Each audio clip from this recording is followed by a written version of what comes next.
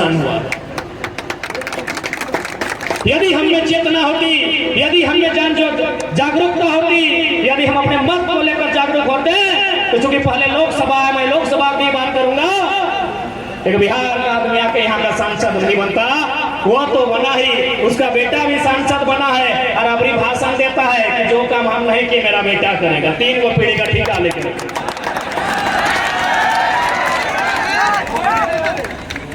अभी जो वर्तमान में हजारीबाग लोकसभा है ना, अभी जो वर्तमान के सांसद हैं, अभी जो वर्तमान के सांसद हैं, उनके पिताजी भी सांसद थे, बकायदा केंद्र मंत्री भी रहे, ये भी केंद्र में राज्य मंत्री रहे।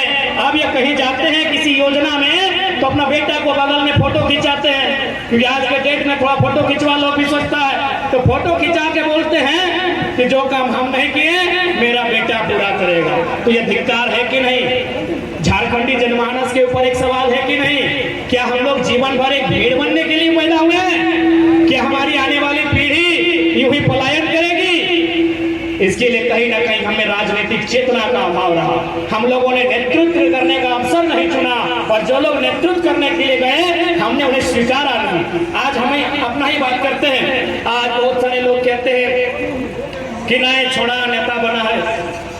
अच्छा एक बात बताइए, पढ़ा लिखा है भाई, पीएचडी कर रहे हैं, नीति नियम का जानकारी रखते हैं, भारत के संविधान को लगभग 25% तो जानते हैं, कानूनों को जानते हैं, और सबसे बड़ी बात एमएलए का फुल फॉर्म जानते हैं। हमारे 81 को एमएलए जो है, हमको लगता है 70+ लोग एमएलए का फुल फॉर्म नहीं जानते हैं। तो बताइए, हम लोग को लोग बोलता है कि लड़का लोग छोड़ा लोग नेता बनता है, तो हम अपने लोगों से ही सवाल करते हैं। जो बकायदा हमारे संजय दा ने भी आपको गिनाया कि भागलपुर के से आए हुए कोटा के सांसद माननीय श्री निशिकांत दुबे को आपने स्वीकार कर लिया, बिहार के किसी जिले से चलकर आए जयंत सिन्हा, यशवंत सिन्हा को आपने स्वीकार कर लिया, आपने बिहार के सुनील सिंह जी को स्वीकार कर लिया, आपने बीडी राम को स्वीकार कर लिया, आपने हरियाणा राजस्थान के संजय सेठ को स्वीकार कर लिया, आपने बलिया के पीएम सिंह को स्वीकार कर लिया, बक्सर के राज सिन्हा को स्वीकार कर लिया, सुन रहे गया के अकेला जी को स्वीकार कर लिया। लेकिन झारखंड की गली का कोई बेटा आया है जो आज दिल्ली को, अरे दिल्ली नहीं, महाराष्ट्र माया नगरी को छरछरा के आया है, स्वीकार नहीं करता। क्या कसूर है हमारा बताइए? आप इधर कोटा के सांसद को बिहारी को स्वीकार कर लिए, हरियाणा को स्वीकार कर लिए, यूपी वाला को स्वीकार कर लिए, कांके का विधायक है आपका राजस्थान का, अरे आप कोटे इंडिया वाला को अपने झारखंड में स्वीकार कर लिए, और इसी झारखंड का 12 की मिट्टी में पलने वाला एक बेटा खड़ा हुआ है, आप लोग बोले छोड़ा नेता बन, तो बने था ना, की दिक्कत हो? बने था ना, की दिक्कत हो? सूरज दावी अपन गीत में बोलो बना लो नेता कोई, की दिक्कत हो भाई? जो लोग नीति नहीं लिख पाएगा उन लोग नेता बना है। मैं आज यहाँ आवाम के बीच कहूंगा, मैं बकायदा आज मीडिया बंधु ने मैं आपके सामने कहूंगा, हमारे पास 81 विधायक, 14 सांसद, 6 राज्यसभा सांसद हैं। अगर वे लोग नीति 2 अक्षर में आता है, अगर नीति को शुद्ध लिख देंगे तो हम कल ही वापस ले लेंगे आंदोलन को, हम लोग किसी प्रकार की राजनीति नहीं करेंगे।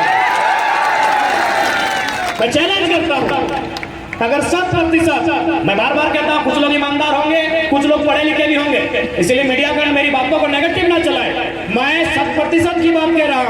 अगर झारखंड में जो हमारे 81 एमएलए हैं, 20 सांसद हैं, अगर वो नीति को 2 अक्षर में आता है, 2 को लेटर में नीति हिंदी में लिखा जाता है, अगर वो नीति को शुद्ध रूप से लिख देंगे, मैं वचन देता हूँ हम लोग पॉलिटिक्स नहीं करेंगे। करने दीजिए नहीं यार, इतना आसान है क्या? और 9 में हर्षी होगा कि 2 में तिरकी होगा, कंफ्यूज है। सुरती लेख में 2 बार गलती की, तीसरा बार नीति लिखे थे। सुरती लेख समझते हैं ना? हाँ, बचपन में वो हिंदी में हम लोग को सुरती लेख का चेक होता था, टेस्ट, और अंग्रेजी में स्पेलिंग टेस्ट। तो सुरती लेख में नीति को हम भी 2 बार गलत लिखे थे, समझ में नहीं आता था कि हर्षी किसमें होगा और दीर्घी किसमें होगा। तो तीसरा बार में नीति को सही लिखे हैं, इसलिए आज भी पढ़े लिखे हैं, इसीलिए चुनौती दे रहे हैं। हमारे पास 101 एमपी एमएलए हैं, अगर वो केवल नीति को लिख देंगे, हम लोग वचन देते हैं पॉलिटिक्स नहीं करेंगे। अब आप बताइए कि जो लोग नीति नहीं लिख पाते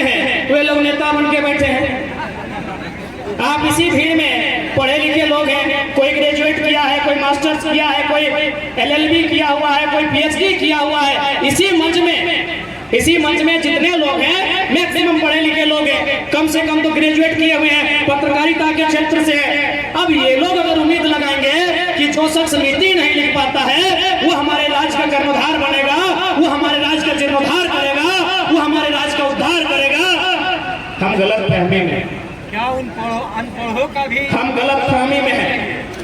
इसलिए आज आप, ये कोई मजाक नहीं है, एक तोपचाची प्रखंड छोटा सा गांव है मेरा, मिट्टी का घर है मेरा, लेकिन आज पूरे राज्य में अगर चर्चा का विषय है तो कहीं ना कहीं नियति का संदेश है, कहीं ना कहीं उस शक्ति का संदेश है जिसे आप कोई ईश्वर के रूप में मानता है, कोई अल्लाह के रूप में, कोई रब के रूप में, कोई प्रकृति के रूप में, जिस रूप में आप मानते हैं, कहीं ना कहीं उसका संदेश है कि एक साधारण सा लड़का आज चौपारण की धरती में मंच के बीच खड़ा है, जहां अगर कोई पॉलिटिकल लीडर आ जाए इतनी संख्या में लोग नहीं जुटेंगे।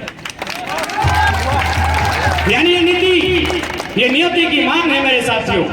क्योंकि आज मैं कुछ दिन पहले महाराष्ट्र गया था, मैंने वहां लोगों से बकायदा पूछा कि आप कहां से हैं और क्या क्या काम करते हैं, कहां रहते हैं। बकायदा हम लोग उनके साथ रहे, जहां रहते हैं हम लोग वहां तक गए।